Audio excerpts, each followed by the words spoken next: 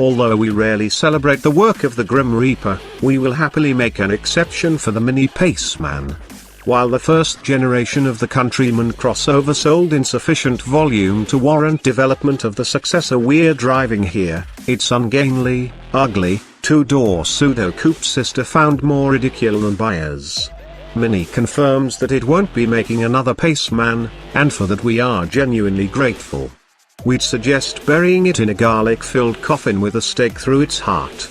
The Paceman's demise makes this new Countryman the priciest Mini, performance specials aside, with its range-carrying purpose backed by a serious expansion in size. The first Countryman was big when compared with the Bijou Mini hardtop of the day, but it was overly compact even by compact crossover standards. Owners and potential buyers told Mini's customer clinicians they wanted it to be bigger and more practical. Which seems like a strange thing to hear from people in the market for a car named Mini, but it also explains why the new 2017 Countryman has grown by a significant 8.5 inches in length and 2.9 inches in wheelbase. Yet the expansion isn't immediately obvious when you look at it, the proportions being almost identical to the old cars. With the exception of the added length of the rearmost side window, this second-generation Countryman looks as if it was styled with a photocopier's scale conversion. The new Countryman retains the plastic wheel arch cladding that automotive designers use as visual shorthand for mall-grade SUVs. Its modest ground clearance precludes anything but the most gentle off-road use. Under the surface, though, much changes. This Countryman follows the rest of the Mini clan by switching to BMW's new front-wheel drive architecture, specifically the UCL2 platform that also underpins the BMW X1, which is this Mini's more straight-laced cousin. The engine lineup won't burden US buyers since only two, both shared with other Minis, will be available initially. The entry-level Cooper employs a turbocharged 1.5-litre 3-cylinder producing 134 horsepower, while the Cooper S brings a 189 horsepower turbocharged 2.0-litre 4, which is basically the smaller engine with another cylinder. Europe gets diesel options including a 3-cylinder, but there are no plans to bring these to America. A brawnier 228 horsepower John Cooper Works version will follow close behind, with a plug-in hybrid Cooper SE later in the year. Front drive is standard, but part-time all-4 all-wheel drive is optional on both Cooper and S trims, as is a 6 or 8-speed automatic in place of the standard 6-speed manual. We'd love to be able to give you the comprehensive lowdown on all of these powertrains, but the only car we got to drive on the launch in England was a fully loaded Cooper S all-4 equipped with the 8-speed automatic.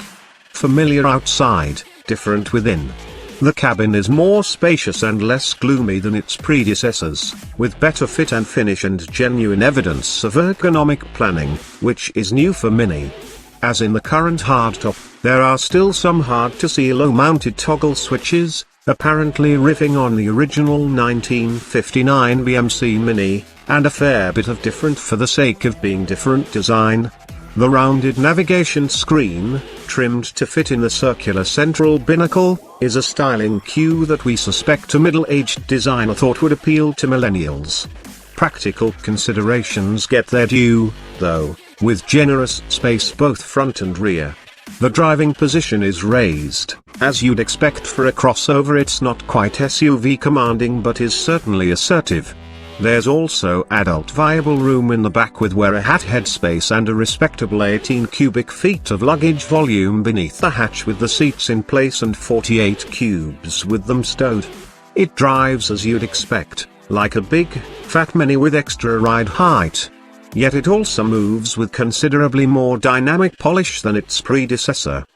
The first Countryman rode rough roads as if it were being frog-marched down a pier in concrete boots, but this one copes far better with undulating surfaces, even on the Cooper S's standard 18-inch aluminium wheels.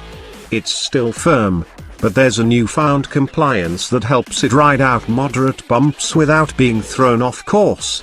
BMW's chassis engineers never seem to tire of go-kart handling in the How to Tune a Mini playbook. The new Countryman's right now steering response doesn't really suit the rest of its crossover character. Like a hot hatch, it dives for apexes with the slightest of steering inputs. But beyond this initial enthusiasm, there's little of the involvement or adjustability that the smaller Minis manage, the driven rear axle still unable to supply much help as the front end runs wide on tight or greasy corners. It handles faster turns with more aplomb, feeling impressively stable and planted. But it's also loud at cruising velocity, allowing a surprising amount of road roar and wind noise into the cabin.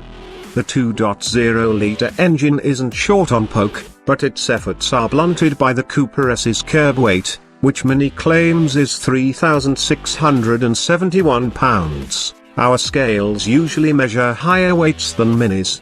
We suspect that the 3-cylinder Cooper is going to feel pretty leisurely.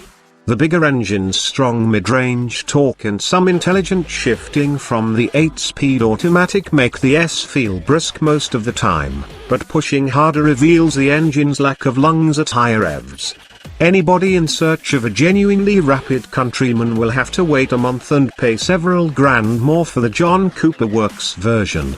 Densely packaged, with reasonable prices and an ample list of standard features including a panoramic glass sunroof and leatherette upholstery, the Countryman will probably sell well. It will be more deserving of its success than its lackluster predecessor, which accounted for a quarter of Mini's US sales last year despite its flaws. The Countryman remains a confused car, a pudgy wannabe athlete that is struggling to bridge the streams of crossover and performance hatchback. But it's likable enough on its own terms and bigger than before, and for many potential buyers that will probably suffice.